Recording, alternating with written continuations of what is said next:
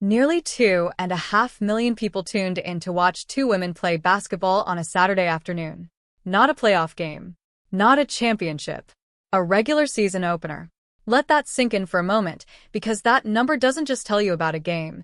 It tells you about a shift happening in American sports that very few people saw coming even 3 years ago.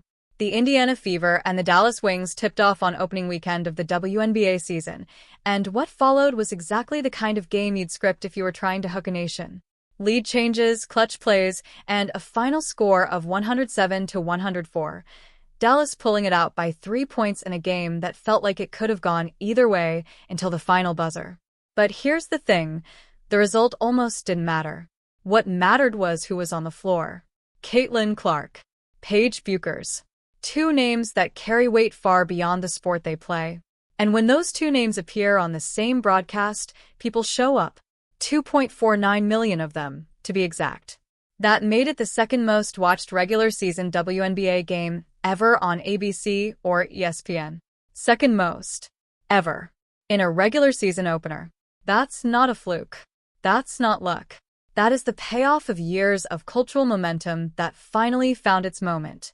To understand why this matters, you have to go back. You have to go back to packed college arenas and rivalry games that felt more like NFL playoff atmospheres than college basketball.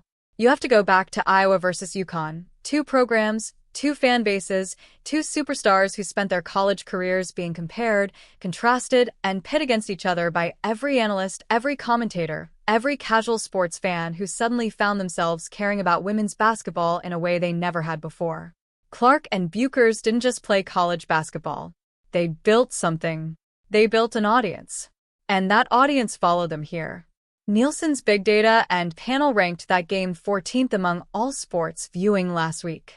The top 12 were NBA playoff games. That context is everything. The NBA playoffs are one of the most consistently watched sporting events in America.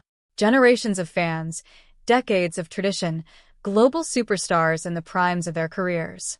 And a WNBA regular season game featuring two rookies, one of them technically in her second year but still carrying that new energy, cracked the top 15. That doesn't happen without something real going on. What's going on is simpler and more complicated at the same time.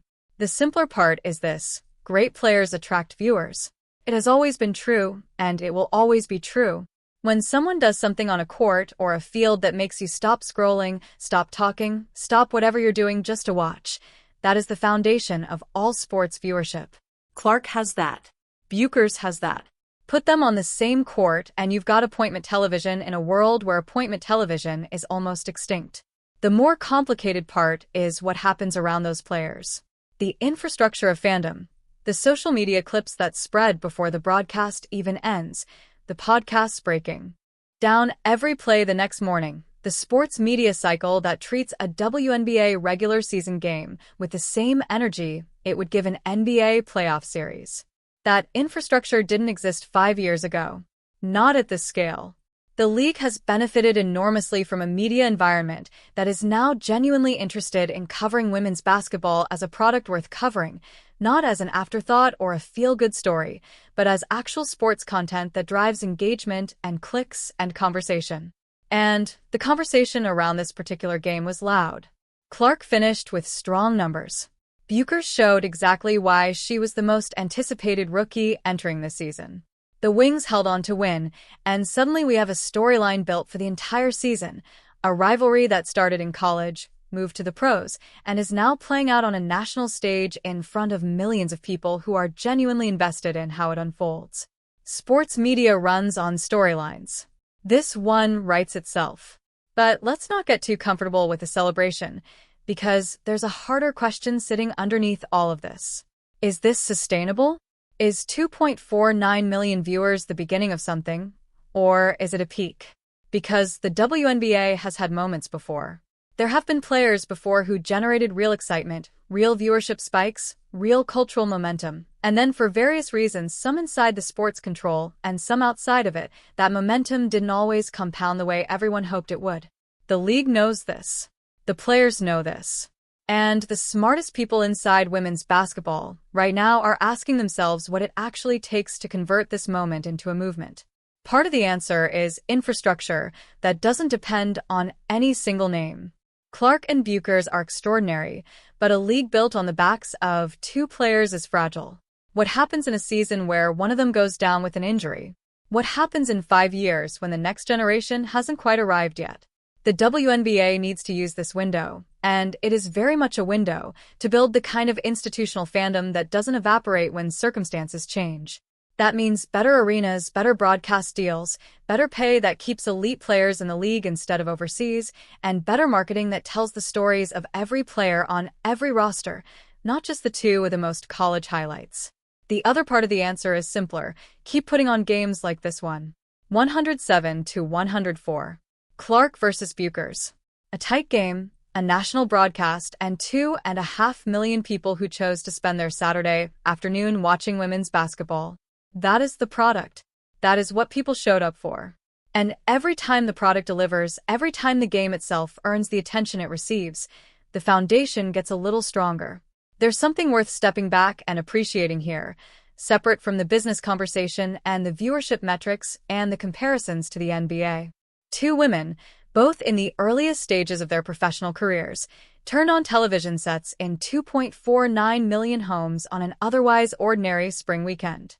They did it because they are exceptional athletes who have dedicated their lives to a sport that is only now beginning to receive the platform it has always deserved.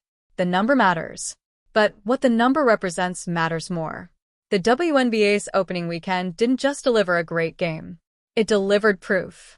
Proof that the audience is there, that the interest is real, and that when you give women's basketball the broadcast, the promotion, and the primetime respect it deserves, people will watch. Not just the fans who were already there, real numbers, new viewers, casual sports fans who showed up because they heard the names or saw the clips, or simply wanted to be part of whatever this moment is turning into. Whatever this moment is turning into, that's the real story. And it's just getting started. Down every play the next morning, the sports media cycle that treats a WNBA regular season game with the same energy it would give an NBA playoff series. That infrastructure didn't exist 5 years ago. Not at this scale. The league has benefited enormously from a media environment that is now genuinely interested in covering women's basketball as a product worth covering, not as an afterthought or a feel-good story, but as actual sports content that drives engagement and clicks and conversation. And the conversation around this particular game was loud.